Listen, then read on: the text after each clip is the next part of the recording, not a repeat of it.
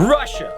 Here we are, returning to the motherland to dive deeper into what it means to be Russian and to understand the beauty and elegance of this vast, amazing, and proud country. A country that is filled with people who not only have traditional values, but stand up for their beliefs. This is FTD Facts, the channel where we talk about people, places, and cultures from all around the world, and today we are doing a part 2 to our first video where we talked about Mother Russia. So what's going on, guys? My name is Dave Walpole, and it is a pleasure to be talking about this country again because, well, first of all, you guys were really supportive. You guys were like, man, it was nice to see an unbiased opinion about Russia, especially being a Westerner myself. People like Joseph Schumann and Takawumi Fujiwara, thank you guys so much for noticing.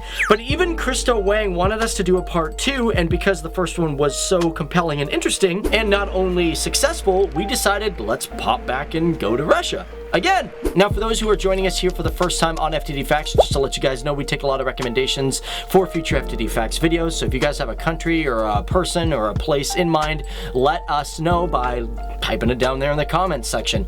And on top of that, I want to know, what is your favorite food? Considering we're talking about Russia, they got some pretty awesome traditional dishes. Me, I'm more of a steak and potatoes sort of guy, so let me know your favorite food down there. Now, with that in mind, let's talk about one very interesting fact about the Museum of St. Petersburg, which is called the Hermitage. This is one of the most famous museums in all of Russia. It's actually one of the oldest and largest museums in the entire world. Being built back in 1754 by Catherine the Great, it didn't actually open to the public until 1852, almost 100 years later. And it is a culmination of how Russians preserve not only their culture of beauty, but culture of knowledge and literature. But one thing that's funny about this museum is it's not just the knowledge and art that's inside, but it's the fact that this museum has currently 74 cats living in the museum to fight off rodents. Sounds like a good idea to take care of pests. And speaking about literature, well, we gotta talk about literature because some of you guys were like, hey man, you gotta talk about the literature of Russia because, well, Russian literature is, well, world renowned. And it's not just impressive and very good, but it's also vast. And just to skim the surface of it all started way back in the Middle Ages around the 10th century. But by the 1830s, it had grown and flourished, and as a matter of fact, that is when they called it the golden age of Russian literature.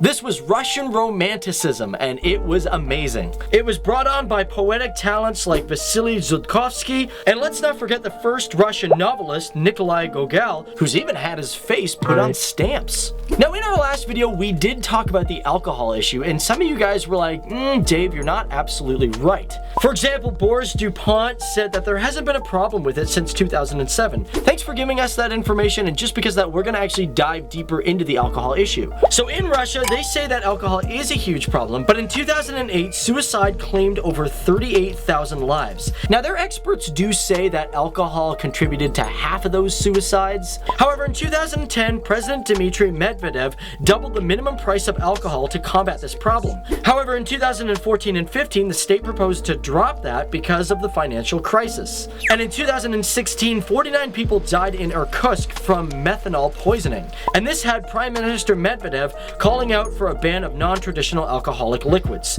In 2011, the World Health Organization reported that the annual per capita consumption was 15.75 liters, making it the 4th highest European country to drink. But however, they are striving to take care of the problem, and even some areas in Russia are actually really focusing on it.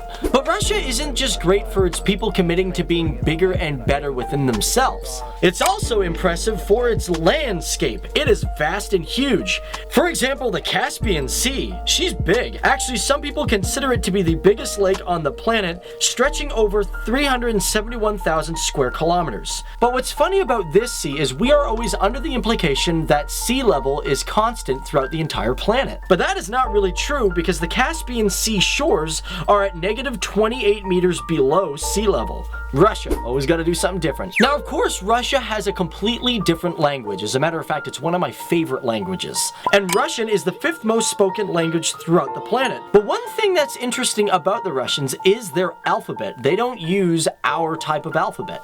The Cyrillic alphabet is very different, and it's considered one of the newest alphabets in the world. world. And although it was first introduced in the 9th century by the Bulgarian Empire at the Peslav Literacy School, the modern version of it didn't come in till about 1708. And even in 1919, the alphabet was threatened to be replaced by the Latin alphabet in order for them to become more westernized, but it looks like they stuck with their tradition. Also in our last video, we talked about the volcanoes of Kamchatka, one of the most impressive volcano stretches in the entire world. But in Russia alone, they have 12 active volcanoes. And to give you an update on the Kamchatka region, in the last 275 years, it has had 50 major eruptions. So when we talk about Russian culture, let's be real, we can't forget about the Nutcracker. You guys might have seen it, I know I've seen it, and we all know the dance from the Nutcracker. Well, actually, the dance in Tchaikovsky's famous ballet is based off a Ukrainian traditional and aerobic dance. It's called the Tripek,